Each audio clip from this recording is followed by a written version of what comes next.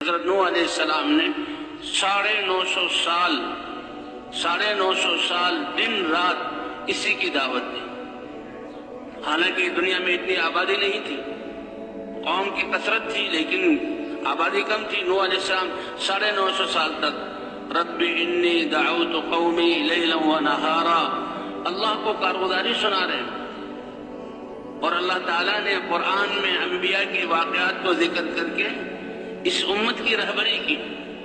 کیونکہ ختم نبوت کی وجہ سے اللہ نے اس امت کو اس محنت کے لیے چنا جس کے لیے حضرات انبیاء کرام کو بھیجا جاتا تھا۔ ختم نبوت کی وجہ سے یہ محنت جس کے ذمہ ہوئی، تو اللہ نبیوں کے قصے ذکر کر رہے ہیں، کیونکہ کفار کے مقابلے میں اور کثرت کے مقابلے میں اور دعوت کا سب سے بڑا زمانہ حضرت نوح علیہ السلام کا ہے نبیوں میں۔ تو اللہ نے سورہ نوح اتاری اور اس میں نوح علیہ السلام کی دعوت اور دعوت میں پیش آنے والے حالات، جی ہاں، اور پھر ان حالات میں انبیاء کیا کرتے تھے، اللہ نے وہ سارے قصے ذکر کیے، کیونکہ اس امت کو بھی دعوت کے لیے چنا گیا ہے ختم نبوت کی وجہ سے، اور یہ امت دعوت دے گی تو دعوت کا انداز کیا ہو اور پیش آنے والے حالات میں انہوں نے کیسا کیا کرنا ہے۔ تو حضرات انبیاء کرام کے قصے، اے میرے رب میں نے اپنی قوم کو دن کو بھی دعوت دی، رات کو بھی دعوت دی،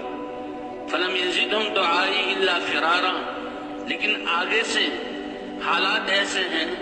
اور معاملہ ایسا کیا جا رہا ہے کہ میں ان کو دعوت دینے کے لیے ان میں آتا ہوں اور ان کو اللہ کی طرف بلانا شروع کرتا ہوں، تو میری دعوت سے یہ بدکتے ہیں، میرے ان بولوں سے یہ جو ہے نفرت کرتے ہیں اور بدک جاتے ہیں اور یہ بھاگ پڑتے ہیں۔ اور 950 سال تک فلم یزدہم دعائی الا فرارا، اسی لیے کہتے ہیں ہمارے حضرات کہ بھئی ہمارا کام تو محنت کرنا ہے، اللہ کے امر کو جو ہے پورا کرنا ہے، باقی نتیجہ اللہ کے قبضہ قدرت میں ہے۔ اللہ تو محنت کا پورا اجر عطا فرمائیں گے، ہم نتیجے کے مکلف نہیں ہیں، نہ نتیجے کو دیکھنا ہے، ہمارا تو یہ یقین ہو کہ اللہ کو امر کو پورا کر دیا، بس ہم کامیاب ہو گئے۔ جیسے وہ پیچھے 2 قصے سنائیں، تو نوح علیہ السلام 950 سال تک دعوت دے رہے ہیں، کیونکہ اگر نتائج کو ہم نے دیکھا اور ہم یہ سمجھیں کہ نتیجہ ظاہر ہوگا تو اس سے ہمیں ہماری کامیابی ناکامی کا پتہ لگے گا، یہ ٹھیک نہیں ہے، بلکہ ہم تو یہ دیکھیں اللہ کا امر پورا ہوا، لیکن اللہ کا امر اتنا بڑا تو اس میں اپنی کوتاہی کا اعتراف کرتے ہوئے کمیوں پر استغفار اور اس امر پر جمے رہنا، یہ ہماری صفت ہے۔ تو اگر نتائج جو ہے اچھے نتائج ظاہر ہوئے، ہدایت دینے والے تو اللہ ہیں۔ اللہ اپنے نبی صلی اللہ علیہ وسلم کو فرما رہے ہیں انک لا تہدی من احببت ولکن اللہ یہدی من یشاء، آپ جس کو چاہیں ہدایت دینا چاہیں، آپ ہدایت نہیں دے سکتے، آپ کا کام تو راہ بتلانا ہے اور اللہ کی طرف بلانا ہے۔ اللہ جس کو چاہیں ہدایت دے، ہدایت اللہ دینے والے۔ اس لیے اگر نتائج اچھے ہوئے تو انسان میں عجب آ جا سکتا ہے اور کبر آ سکتا ہے، اور یہ بہت بڑی خطرے کی بات ہے۔ جی ہاں، کہ میں تو اتنا پرانا ہوں اور میرے تو جو ہے محنت سے یہ ہوا اور یہ ہوا، لیکن سب کچھ کر کے بھی یہ اللہ جیسے کرنے کا حق تھا وہ نہ کر سکے، اور اپنی کمزوری کا اعتراف اور اللہ سے معافی مانگنا۔ اور اگر نتیجہ ظاہر نہ ہوا تو انسان شیطان پھر مایوسی کی طرف لے جائے گا۔ مایوس ہونا بھی جو ہے یہ بری بات ہے۔ اے ایمان والو، اللہ کی رحمت سے مایوس نہ ہو۔ جی ہاں، تو اسی لیے حضرات انبیاء کرام سب سے ان کا زیادہ وقت دعوت دینے پر لگا، اور دعوت سے جن کو اللہ نے چاہا ان کو ہدایت ملی، ایمان آیا، اور پھر اللہ کے احکام اترے، اور جو نبیوں کی بات ماننے والے، اللہ کے حکموں پر چلنے والے۔ کتنی دفعہ واقعہ ایسا ہوا کہ جو مخالفین تھے اللہ نے اپنے عذاب کا کوڑا برسایا اور سب کو ختم کر کے ایمان والوں کو زمین کا وارث بنایا۔ اب 950 اے میرے رب میں ان کو بلاتا ہوں اور جب ان کی طرف آتا ہوں تو یہ کانوں میں انگلیاں ٹھوس لیتے ہیں اور اپنے کپڑوں کو بھاگنے کے لیے سمیٹ لیتے ہیں، اور میں زور زور سے ان کو پکارتا ہوں، وَأَسْرَرْتُ لَهُمْ إِسْرَارًا، اور چپکے چپکے بھی ان کو میں یہاں دعوت دیتا ہوں۔ علماء نے لکھا ہے چپکے چپکے کا مطلب جیسے ہماری انفرادی دعوت، کہ اکیلے کسی کے گھر جا کر، اس کی دکان پہ جا کر، اس کے کام کی جگہ جا کر اس کو بٹھا کر اس سے بات کرنا، اور اس کو یہی بنیادی بات لا الہ الا اللہ، کہ اللہ کے علاوہ کوئی عبادت کے لائق نہیں۔ اللہ نے کامیابی کے لیے اپنا مبارک دین مرحمت فرمایا ہے، اور اللہ کے احکام کو نبی کے طریقے پر ماننا یہ کامیابی ہے۔ تو نوح علیہ السلام کہنے ایک ایک کو میں نے چپکے چپکے بھی دعوت دی، اور اسے کہا کہ اللہ کی عبادت پر آ جاؤ، اللہ کے علاوہ کوئی معبود نہیں ہے کہ جس کی بات کو مانا جائے، جس کے سامنے جھکا جائے، جس سے دل کو لگایا جائے، جس سے حاجت کو مانگا جائے۔ 950 سال کی محنت کا نتیجہ 80 سے کچھ زائد لوگ ایمان والے ہوئے، اور 950 سال کے بعد پھر اللہ کا اے میرے رب، نہ تو یہ ایمان لا رہے ہیں بلکہ اپنی آگے آنے والی نسلوں کو کفر پر جماتے ہیں اور میری مخالفت پر کھڑا کرتے ہیں اور ان کو جہنم کا ایندھن بناتے ہیں۔ اس پر اللہ نے کشتی کا بنانے کا حکم دیا تھا، اور پھر فرمایا کہ دیکھو اب میرا عذاب آنے والا ہے، اور جب تندور سے بھی پانی ابل پڑے تو تم کشتی میں ایمان والوں کو سوار کر لو۔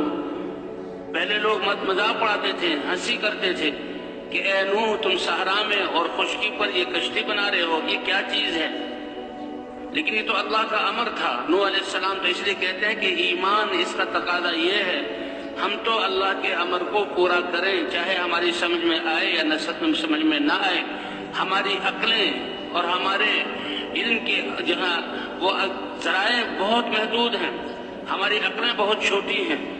اللہ کا امر اس سے بہت بڑا ہے۔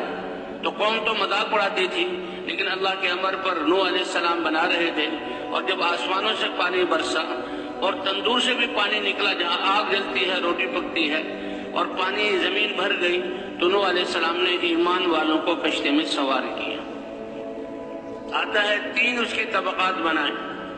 ایک جانوروں کے لیے اور جہاں غلوں اور غذاؤں کے لیے، اور ایک پر ایمان والے سوار تھے۔ اور جب پانی اتنا اونچا ہو گیا کہ اب کشتی تیرنے لگی، تو نوح علیہ السلام اپنے بیٹے کو دیکھا کہ پہاڑ کے دامن میں کھڑا ہوا ہے، اس کو بلایا کہ اللہ کا وعدہ تھا کہ اب میرا عذاب آ رہا ہے، تمہارے اہل کو میں بچاؤں گا، باقی سب ہلاک ہو جائیں گے، حجت پوری ہو چکی۔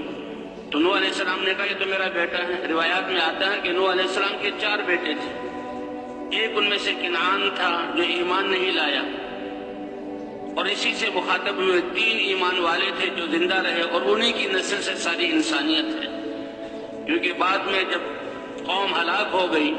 اور کشتی رک گئی اور نوح علیہ السلام اترے، تو ایمان والے تو اپنی عمریں پورے کر کے جہاں دنیا سے رخصت ہو گئے، اور نوح علیہ السلام کی 3 اولاد سے یہ نسل چلی، ساری انسانیت اب نوح علیہ السلام کی اولاد ہے۔ اس لیے نوح علیہ السلام کو ابو البشر الثانی یا آدم ثانی کہا جاتا ہے۔ اب اس بیٹوں کو بلا یا بنیا، اللہ کے رسول اور اتنے عظیم رسول، اولو العزم رسول جنہیں 950 سال دعوت دی، اور وہ اپنی یہ میرے پیارے بیٹے آ جاؤ میرے ساتھ کشتی میں سوار ہو جاؤ۔ لیکن باوجود بیٹا ہونے کے اب نبی کی بات کو نہ مانا، اس لیے فرماتے ہیں اللہ کا کسی سے رشتہ نہیں ہے۔ حضور صلی اللہ علیہ وسلم نے فرمایا اے میری قوم، میں اللہ کا رسول بن کر آیا ہوں اور تمہارے لیے دنیا آخرت کی کامیابی کے اسباب لایا ہوں، لیکن اگر تم نے میری بات نہ مانی تو اے فلاں قبیلہ، اے عبد المطلب کی اولاد، اے ہاشم کی اولاد، اور اے فلاں اور فلاں، میری رشتہ داری تمہیں کی کوئی کام نہ آئے گی، بلکہ کام آنے والی چیز تو ایمان ہے اور اللہ کے دین کو قبول کرنا ہے جو پیغام لے کر آیا ہوں۔ حتیٰ کہ حضور صلی اللہ علیہ وسلم نے اپنی بیٹی فاطمہ سے بھی فرمایا اے بیٹی فاطمہ، من بطأ بہ عملہ لم یسرع بہ نسبہ،